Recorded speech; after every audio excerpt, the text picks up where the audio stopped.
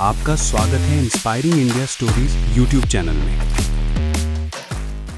भारत एक ऐसी भूमि है जहां मां की ममता और वीरांगना की तलवार दोनों ही इतिहास रचते हैं। और जब बात हो झांसी की रानी लक्ष्मीबाई की, तो ये कहानी सिर्फ एक महिला की नहीं, बल्कि उस जज्बे की है जिसने अंग्रेजों की नींव हिला दी थी। लक्ष्मीबाई का जन्म 19 नवंबर 1828 को वाराणसी में हुआ। बचपन में उनका नाम था मणिकर्णिका। प्यार से लोग उन्हें बुलाते थे मन्नू। मन्नू बचपन से ही अलग थीं। जहां उस दौर में लड़कियों को गुड़िया से खेलने की आदत थी, वहीं मन्नू घोड़े पर सवार होना चाहती थीं, तलवार चलाना चाहती थीं, धनुष बाण से निशाना लगाना चाहती थीं। उनके पिता मोरोपंत और माता भागीरथी बाई ने उन्हें खुले विचार दिए, लेकिन बचपन में ही मां का साया सिर से उठ गया। पिता ने अकेले ही मन्नू को पाला और वही उनके गुरु भी बने। मन्नू को घुड़सवारी, तलवारबाजी और पढ़ाई तीनों में महारत हासिल थी। उनका पसंदीदा घोड़ा था सारंगी। वो इतनी तेज दौड़ाती थीं कि लोग दंग रह जाते। लोग कहते, ये लड़की साधारण नहीं है, इसमें शक्ति है, इसमें साहस है। मन्नू ने सबको साबित कर दिया कि औरतें सिर्फ घर तक सीमित नहीं, बल्कि रणभूमि भी जीत सकती हैं।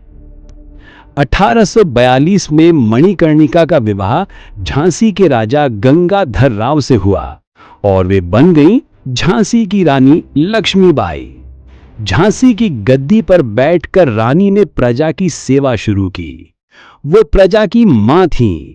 उनकी न्यायप्रियता, उनकी दयालुता हर दिल पर राज करती थी।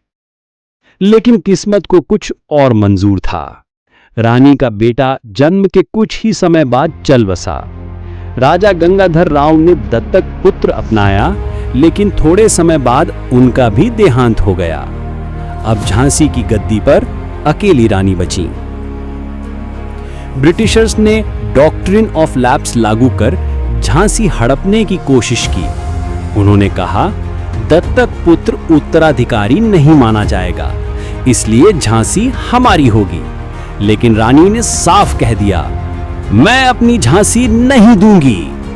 ये शब्द इतिहास में गूंजते रहे। 1857 का प्रथम स्वतंत्रता संग्राम पूरे भारत में भड़क चुका था। झांसी भी पीछे नहीं थी। रानी लक्ष्मीबाई ने कमान संभाल ली। वो घोड़े पर सवार होकर सैनिकों का नेतृत्व करती। एक हाथ में तलवार, दूसरे हाथ में लगाम और पीठ पर बंधा हुआ उनका नन्हा बेटा। उन्होंने सबको दिखा दिया कि एक मां जब देश के लिए खड़ी होती है तो उसका साहस किसी सेनापति से कम नहीं होता। झांसी के किले में गोलाबारी शुरू हो गई। अंग्रेजों की तोपें किले को तोड़ने लगीं, लेकिन रानी ने सैनिकों को पुकारा, याद रखो, ये युद्ध सिर्फ झांसी का नहीं, पूरे भारत का है। उनकी आवाज सैनिकों की आत्मा को झकझोर देती।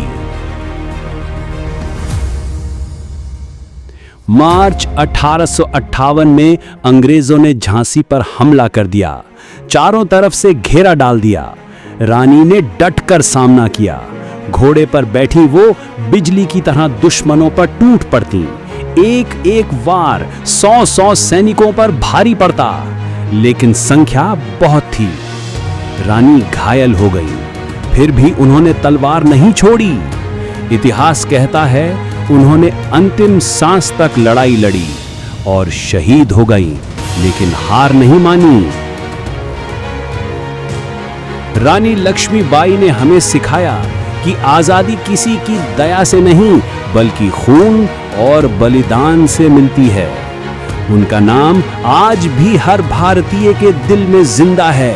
स्कूलों की किताबों से लेकर शहीद स्मारकों तक उनकी गाथा हमें याद दिलाती है, कभी हार मत मानो, क्योंकि झांसी की रानी सिर्फ इतिहास नहीं बल्कि एक जज्बा है जो हर भारतीय को प्रेरित करती रहेंगी।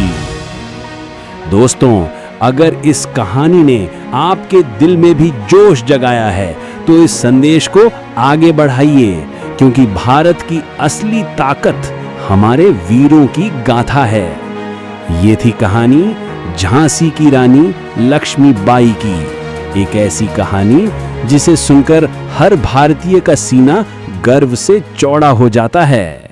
और पसंद आए कहानी के लिए चैनल को सब्सक्राइब जरूर करें और इस कहानी से आप क्या सीखे कमेंट में ज़रूर बताइए।